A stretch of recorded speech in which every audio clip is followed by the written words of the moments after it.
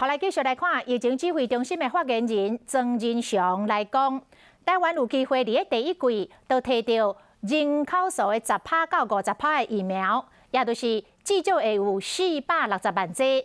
这听起来互人真振奋。也毋过专家讲，什么时阵摕到，其实就要看全球新冠疫苗计划平台 COVAX 的分配。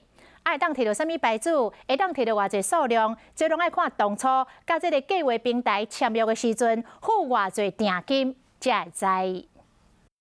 对抗新冠病毒疫苗，台湾到底什么时阵才买会到？中央流行疫情指挥中心的发言人曾仁祥讲，上紧明年头一季，就使为 COVAX 买到人口1成到5成这个疫苗量，也就是讲至少460万剂，是讲敢真正有这乐观？你当时付了多少钱，你就有一定的百分比可以先拿到。他总要拿得到疫苗才能分给你啊。那他什么时候拿到疫苗，也看每个厂商要什么时候给他货啊。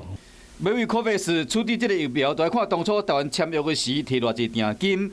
COVAX 集合各个定金了后，加各大疫苗厂买疫苗，才佫分配有签约的国家。不过这个量甲牌子，就要看当初付的定金的多少来决定。敢有法度经这个牌子要有什么时阵才摕到，这拢无一定。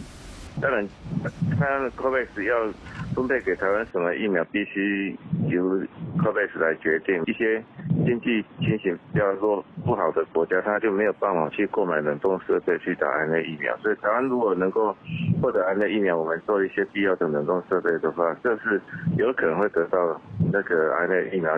若是顺利去买到这疫苗，目前规划好医护人员、甲机场的检疫人员，也是经销优先注射。有关市场都要往来各国的商务人士，可能都要等到自费疫苗上市，才有机会去买到。